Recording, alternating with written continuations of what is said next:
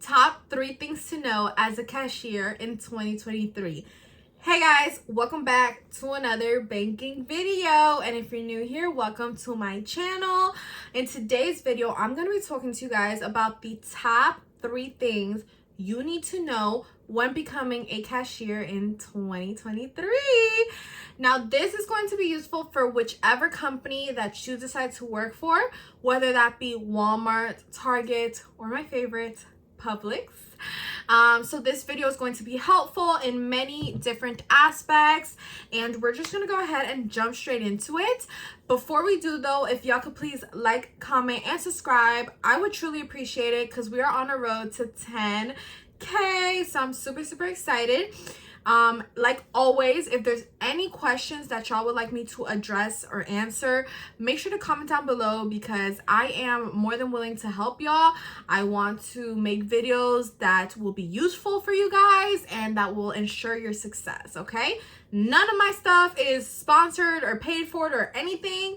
None of the companies have bribed me to do this. It's just been me out of like my pure intentions to literally like get all of you guys to do well, you know, by finding a job and just doing well in it. So anyways, let's go ahead and get started. So the number one thing I want to let you guys know when becoming a cashier, or like if you're iffy about becoming a cashier in 2023, is that you do not have to do math, okay?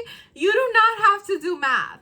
The number one reason I get subscribers that tell me that they don't want to be cashiers is because they don't know how to do math.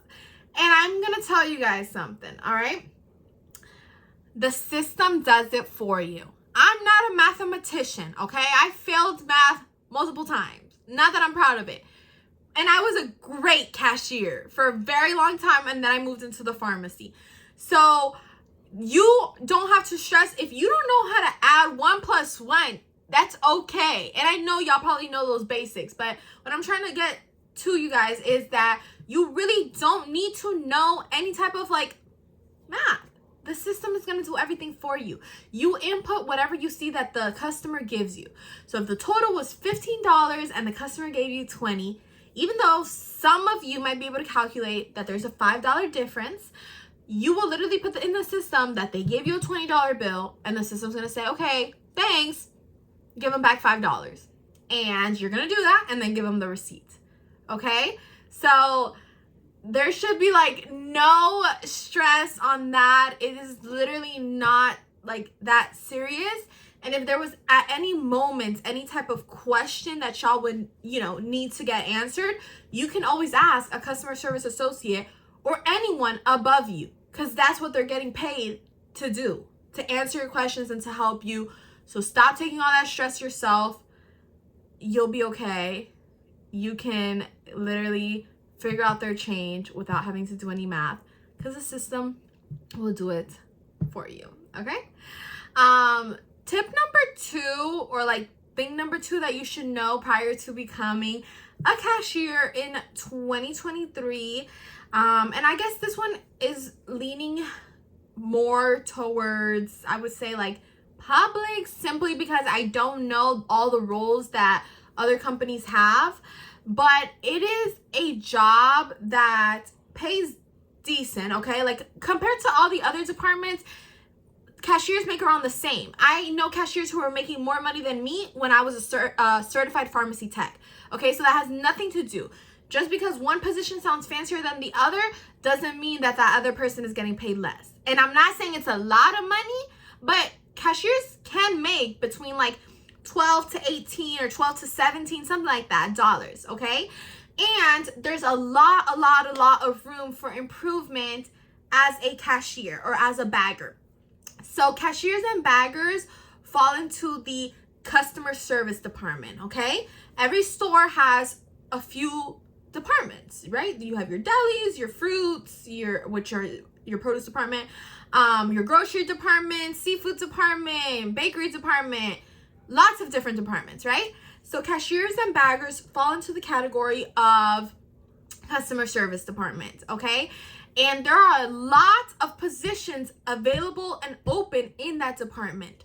Essentially meaning that moving up or, gaining more money, gaining a better title and position, and just working your way up to wherever you want to be is, I would say, a lot more attainable. There's always that special exception where, Timmy from Texas went to go work in the grocery and they promoted him in 2 months, and then Sarah, as a cashier was promoted in 6. And, you guys are probably gonna be like, that's not all the time. And that's not to shit like on any other department except me simply stating the facts. Produce department doesn't have, for the most part, okay, and the store that I work in, there's no team leader, there's no honestly any other position besides the manager and the produce clerk. In customer service, you have your baggers, cashiers, team leaders, customer service associates, customer service manager. Like, you have so many other positions. And so there's a lot to move up in by being a cashier. And it's just like really, really flexible. Honestly, like working at Publix especially, it's very flexible. They work with your school schedule. They just do a lot for you. So honestly, that's something to take in mind prior to becoming a cashier, is that it's really not hard, and it's flexible, it's decent pay. You don't have to do math, which is a very big misconception. And last but not least, the third thing I want to talk to you guys, and these are kind of like the main points, is another hot topic, I guess, that I get told a lot is like, oh, I don't want to be a cashier because I'm going to be seeing so many people. And this was not just a video based on like the good, and I don't even consider this a bad, but I guess it could be like a bad to some people. That's the facts. You work in a grocery store, people come in to buy groceries, you're going to run into people you know. If you don't want to work at a grocery store and not near where you live, but nevertheless, there's always going to be that one person who happened to be in the area you're at because of XYZ, I don't know, and you'll eventually run into somebody. Why? Because you're not in an enclosed space. This is not an office, okay? This is literally like a grocery store. Your mom goes there, your dad goes there. You know somebody who shops at the grocery store. You shop at the grocery store, your boyfriend shops at the grocery store, like everybody. So you're bound to run into people. But I don't find that to be like such a bad thing. I really don't. It really helps you with the social aspect or like socially awkwardness. It helps with like a lot of different things that this generation could really benefit off of.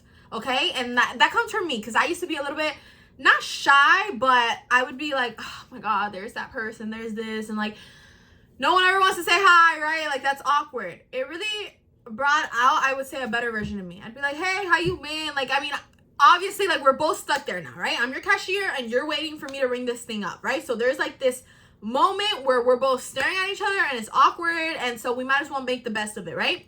And we might as well chat. So instead of like hiding from the issue or pretending like I didn't know you, I would just kind of like, how you been? What's up? Whatever. And honestly, it got me to create a lot more friendships, okay? A lot of friendships, a lot of connections. It made time pass quicker. And honestly, I think it helped me be like less socially awkward, less, anxious, because I got what I needed to say off my chest. So it just like helps in a numerous amount of ways. So yeah, those are the facts. You will run into people, because I know that a lot of girls tell me, or like people in general, I don't want to work where a lot of people are going to see me. Well, then you're going to have to work in a box, and a box might not be so much fun. Okay? Because cashiering, you do have, your fun moments. I'm not going to lie. Like, some of my best memories come from being a cashier. And so I'm so happy that was kind of like the first job I took on. And I recommend that to everyone.